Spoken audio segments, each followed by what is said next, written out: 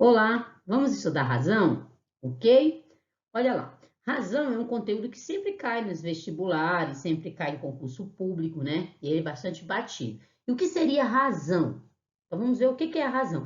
A razão, pessoal, nada mais é do que o quociente de dois números, tá? Então você aí que está em toda essa dúvida, mas o que é razão? Razão é o quociente de dois números. Ah, Alessandra, tá bom, mas o que é quociente? Quociente é divisão, tá? Então, o que é a razão entre dois números? O quociente encontrado na divisão entre dois números racionais. Ponto. É isso, tá? E essa divisão, sempre o de baixo, vamos colocar assim, ó, A dividido por B, tá vendo? É uma fração, nada mais é do que uma fração.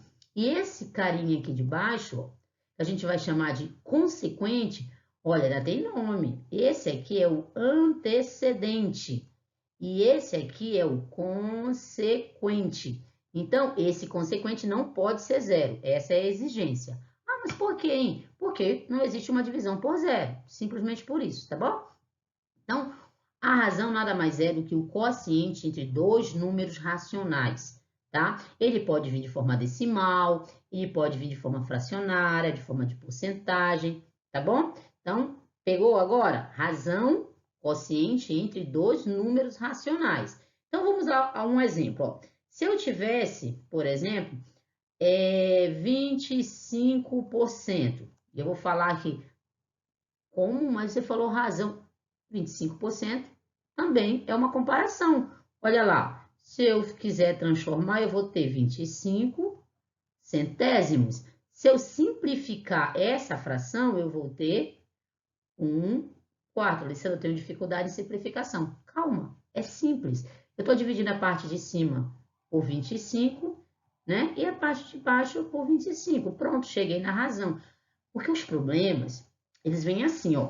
Ou ele vem em forma de porcentagem, ou ele vem em forma de decimal, ou ele vem em forma de fração.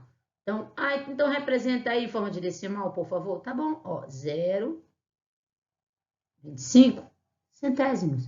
Então, ele vai vir ou 25 centésimos, ou 25 em forma de porcentagem, ou fracionário, ou uma fração reduzida, tá bom? Então, isso aqui é a razão, tá bom? Vamos lá um exemplo prático? Em uma sala de aula, eu coloquei aqui, ó, em uma sala de aula com 50 alunos, 30 são meninas e 20 são, perdão, 30 meninos e 20 são meninas. Legal. Letra A, ele pede, determine as razões descritas abaixo. A razão entre o número de meninas e a quantidade total de alunos. Você vai lá e coloca, bom, como é o número de meninas mesmo? 20. Qual é o total? 50. Isso, simplificando aqui, ó, eu vou simplificar por 10, ó. 2 quintos. Esses 2 quintos é a razão, tá certo? Ah, mas aí se eu quiser em forma de fração, essa é a fração, e se eu quiser em decimal? Basta você dividir 2 por 5 e você vai ter lá 0,4, ou seja, 4 décimos. Isso é a razão, tá bom? Vamos um segundo. Letra B. A razão entre o número de meninos e a quantidade total de alunos. Você vai colocar qual é a quantidade de meninos? Está aí, 30. Muito bem. E o número total? 50. Bacana. Então, divide aqui, ó. Vai ficar 3 quintos, tá? Se eu quiser isso aqui em forma de decimal, 6 décimos, ok? Pode acontecer dele te dar no problema a porcentagem. Na hora de resolver o problema, você transforma em fração, não tem erro. Ó, suponhamos que ele tira lá, por exemplo, 60%. Vamos colocar esse exemplo aqui, ó, 60% no problema.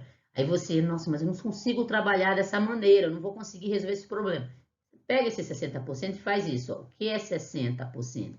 60%, tá vendo? Simplifica, vai ficar lá, ó, 6 sobre 10, simplificando aqui em cima e embaixo, ó, o antecedente e o consequente, ó, 6 dividido por 2, 3. 10 dividido por 2, 5. Tá aí, 3 quintos e você trabalha com esse 3 quintos, tá certo? Então, isso que é a razão, tá bom? Então, vamos à definição de razão. Olha, sabendo que existem duas grandezas, A e B, a razão entre A e B, com B diferente de zero, é o quociente entre A e B. E como se lê? A está para B. Então, olha só, vou desenhar aqui para você ver que não é um mistério. Ó, não, ó, A está para B. Acabou. Então, quando eu tenho uma fração, eu tenho uma razão, tá? Sempre lembrando que a parte de cima, numa fração, é o numerador e a parte de baixo é o denominador. Aqui na razão, como a gente lê? A parte de cima é o antecedente e a parte de baixo é o consequente. Lembrando também que esse consequente não pode ser zero, porque o zero não existe divisão para zero, por isso, tá bom? Então, olha lá, um exemplo. Seja A igual a 18 e B igual a 16. Qual é a razão entre A e B? Então, 18 está para 16. Simplifica isso, ó. Simplificando por 2 em cima e 2 embaixo, ó. 18 dividido por 2, 9. 16 dividido por 2, 8. Acabou. Essa daqui é a minha razão. Simples, não é? Ah, Alessandra, mas eu ainda estou com um pouco de dúvida nesse lance da simplificação.